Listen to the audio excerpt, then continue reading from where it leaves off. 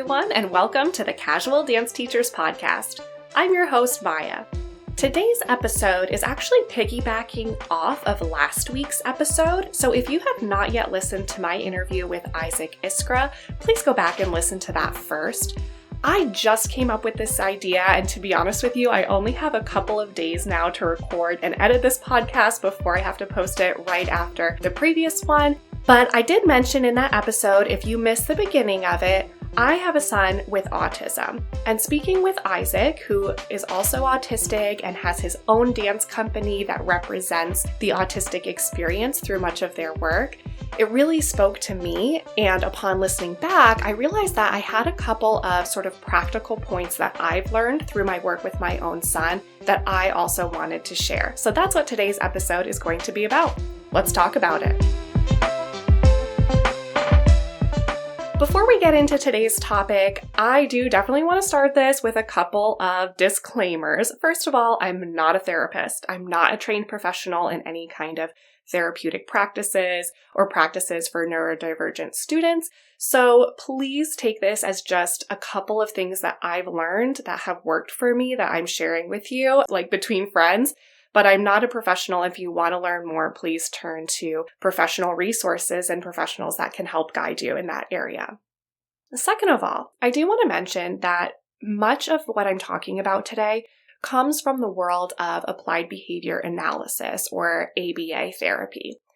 Now, this is actually quite a controversial practice, and many in the autism community have stated that ABA therapy is not a neurodiversity affirming practice. It actually robs individuals of their autonomy, and it tries to, quote unquote, train away autistic behaviors rather than adapting the individual's surroundings to fit their needs and behaviors. So I'm not approaching this in a way that I'm trying to encourage or push ABA practices. I totally understand the problems with the practice, but I also believe that there are a lot of really functional and helpful tools underlying all of that, and we can take the parts that work and apply them without doing it in a problematic way. Again, if you're interested, this podcast is definitely not the place to learn about ABA or any kind of behavioral therapy, but I'm taking my own experience with things that I've learned that work well with my son that I can also see working for dance teachers in the dance classroom. And I'm going to try and keep it really short and sweet so you get just a little taste of some of my tips and tricks. And then you can take it from there in whatever direction you feel is appropriate for yourself, your classroom, and of course, your students. Every individual is different, so nothing is going to be a one-size-fits-all solution. So one of the first things that I learned about with ABA is that this practice looks at behavior as serving one of four functions. This is actually one of the areas where there's been some pushback with individuals saying that there's a lot more nuance to behavior than just serving four purposes. But if you have a student that's displaying some behavior that you don't feel is appropriate or is just a little bit atypical for what you've seen in the classroom and you're trying to figure out how to help that student and serve their needs, maybe think about some of these and see, is this behavior serving one of these four purposes? Those four are attention, access, escape, or sensory stimulation. Now, much of this comes down to the home, right? We are not parents. We are not with the students full time. In many cases, we are with the students for such a short period of time. Much of the student's behavior is probably coming from what's happening with them at home and at school. However, there may be ways that we can address these needs. Attention, for example, could come from the place that a student is much, much slower to respond. Isaac talked about this when I spoke with him, that we need to give students time, and that could be several minutes from asking a question or making a correction to allow them to process and then show you that they understand. We don't always give students that. We want immediate turnaround. So what can happen is if a student is not giving us an immediate indicator that they understood what we said to them, we might move on and overlook them. So they might actually be craving attention from us where we go back and check in with them to make sure that they understood or give them the opportunity to demonstrate their true ability. Access is typically talking about the student wanting access to some tangible thing. Sometimes in dance class, the reality is it's just not appropriate. If they want like a toy or they want something to play with or hold on to, there are certain cases where that's going to be a safety concern or impede their ability to do the dance work that we're doing in the class. So again, this really comes down to a case-by-case basis. But I would just recommend that you approach this one with an open mind.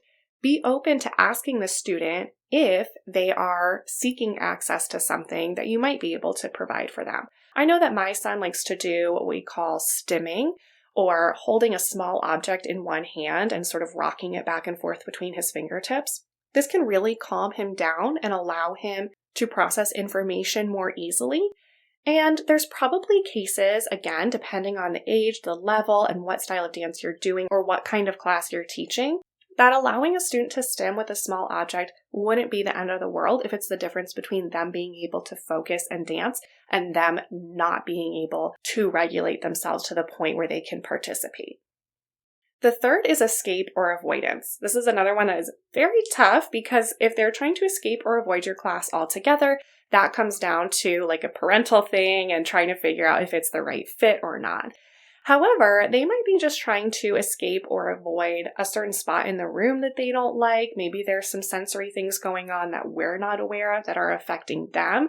So being able to recognize if what they're trying to escape is just the situation as a whole, or if you can dissect the situation for them and with them a little bit, with their input, to figure out, is there a way that we can make this situation comfortable for you where your escape or avoidant behavior is no longer an issue?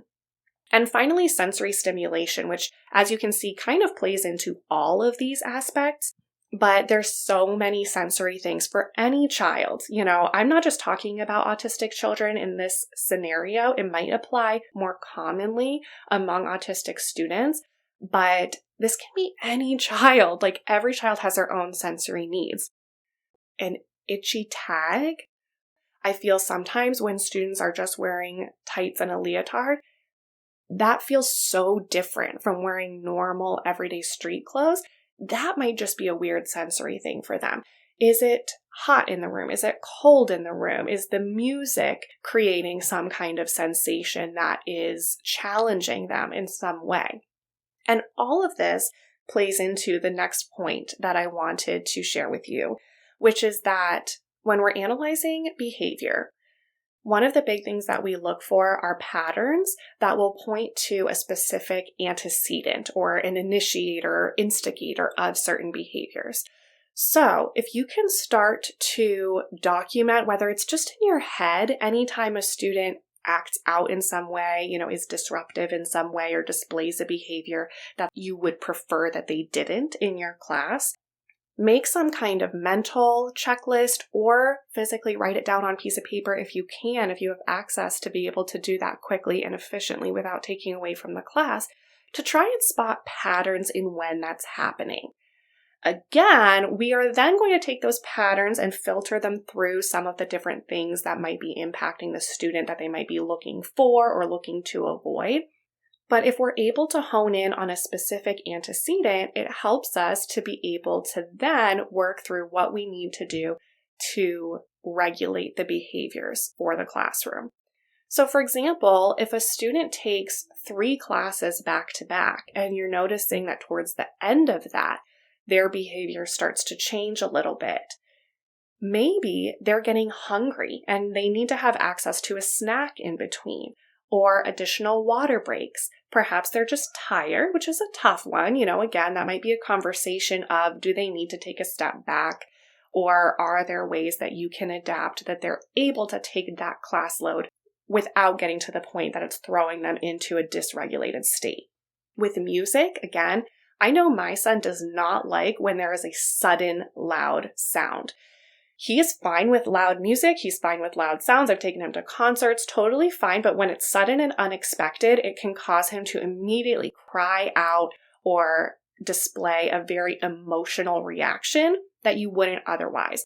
So if you have, say, like a hip hop class where the music's really loud and comes in with a strong beat, and your student is right next to the stereo system, and anytime the music starts, they get kind of thrown off and they're not able to start on the correct count, let's say, that's not a super visible behavior, but trying to move them around to the opposite side of the room where they're not so close to that loud music, or do like a fade in. So you turn the music down at the end, start it back up, and then turn the volume up so that it gets up to the level that it needs to be at in between, could help regulate behaviors for certain students. Again, there's a bazillion different examples, and this is going to look different for everybody, but trying to take note of any patterns you see in behaviors with students in your class can help you get to the root cause and make adaptations in your own classroom that could help the students, instead of just telling them that their behavior is out of line and not helping them to regulate that. The third thing that I find really helpful for my son, and I believe that this can be most helpful in especially the preschool or younger students, is an immediate reinforcement. This is also a big tenet of ABA therapy, where the student or the participant is granted immediate access to a reinforcing item as soon as they display whatever action is asked of them. So when I'm thinking about this in the context of a dance class, I know for myself, a lot of times I will use reinforcing things like, let's get through this class. If you can all be good for the first 25 minutes of class, then the last 5 minutes you can play a game or something like that. Or like, okay, we have to all take turns going across the floor one at a time in a line. And once we get through that, then you can play with the scarves that we have, something like that. It's so often that we use activities as a reinforcer, making them get through the whole class and giving a really, really broad criteria, like be good for the whole class and then you'll get this. If you're trying to use broad reinforcers like this and you're finding that you're still getting a lot of behaviors from your students throughout the class that are not preferred, and you're like, oh no, what am I supposed to do now? Do I not give them the reinforcer? Because you don't want to say like, okay, no one's playing a game. We're not going to have any fun until everyone's good, right? Try an immediate reinforcer. Try literally like 4 tendus and you get a high five, right? For young kids, high five, very reinforcing. A sticker for each student, or even a sticker chart for the class as a whole. I talked about in a previous episode how I love to use a felt board because it's reusable. And you can do a nice big board with big felt pieces, and they get to take turns putting them up and everyone can see them, and it's a reward as a class. But instead of saying like, let's do X, Y, and Z, and if you're good, then you can do it. It could literally be, with some of these kids, I'm thinking like, stay on your colored dot for the Itsy Bitsy Spider song, and then we get the prize. Then we get the reinforcer. And you're going to have to do a bunch of them, right? You'd have to implement them over and over and over again. But again, luckily with this age group, like you don't have to do anything crazy. Stickers are usually pretty good. High fives are good. Getting to play a little game or do a little song that they like to do that's like a follow along song, or a 30-second free dance break. So instead of saying, we have to get through X, Y, and Z and then do free dance, it could be like 1 minute of structured time, 30 seconds of free dance, etc. An immediate reinforcer can really help, especially for students that have a hard time processing or process at a different pace than their peers. We often look at that as like that one student is behind or just isn't at the same level as their peers. But we heard from Isaac, what's going on in their head might be very different than what we're seeing as presented to us. So it might be really hard for them to hold on to that idea that a reinforcer is coming for a whole 10, 20, 30 minutes. But for 1 minute or 2 minutes or 3 minutes, and you can work your way up too as the class progresses, holding on to that thought of, okay, the rules are very clear to me. We learned that from Nicole Perry, right? Being very clear with our words and communicating the expectations to the students. So when they're clear on the expectations and there's a distinct time limit and there's a distinct beginning and end to the activity that they can look forward to, and they know what's coming after that, it can make so many things easier and it can fulfill so many functions of behavior that we look at in the first part of this. If you haven't gotten this point from what I've been saying yet, that's probably on me, so I apologize. But there really is no such thing as bad behavior. All behavior is communication. This is one of the big things that I've learned working with a variety of therapists. We should always look at behavior as trying to tell us something, and it's our job to take the time to look at it and analyze it to the best of our ability and respond appropriately. Obviously, as adults, we need to regulate ourselves. We can't always expect our students to be regulated all the time. There are so many factors beyond our control and sometimes beyond their control that cause them to display behaviors. I'm not saying that this should be a free-for-all and you should allow any behaviors to just run rampant through your classroom, right? But take the tools that you have available to you. That's why I wanted to share this, even knowing that I'm not a professional. I just wanted to open that door to anyone listening that might not have had the same experience that I have to be exposed to these things, to hear this and understand all behavior is simply a form of communication. We're not therapists. Maybe you're a therapist, in which case call me and I can have you on the show. We can chat more in depth and share a little bit more information.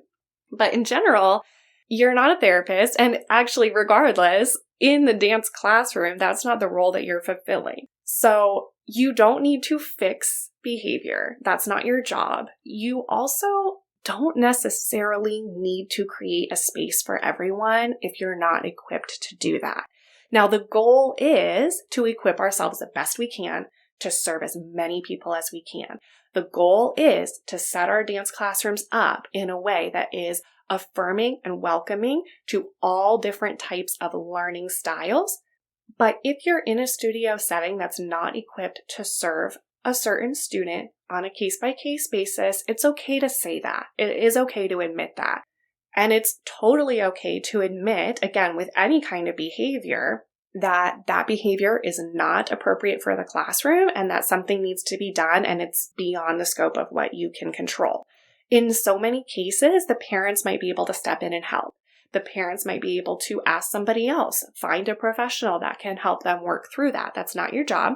And in the case where, the behavior is continuing and it's to the point where that student is not able to regulate no matter what you try, that's okay to recognize that that might not be the right situation because we still want to keep every student safe. We still want to give the best experience we can to every student in the classroom.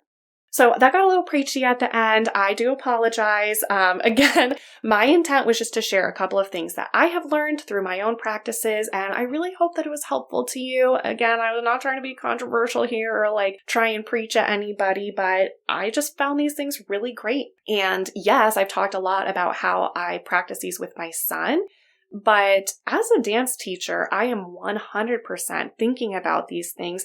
I can think of probably at least a dozen students that I've taught over the past couple of years that I have been able to find some way to help them regulate. And these are not students that have a formal diagnosis of any kind of neurodivergence. So everyone can benefit from these.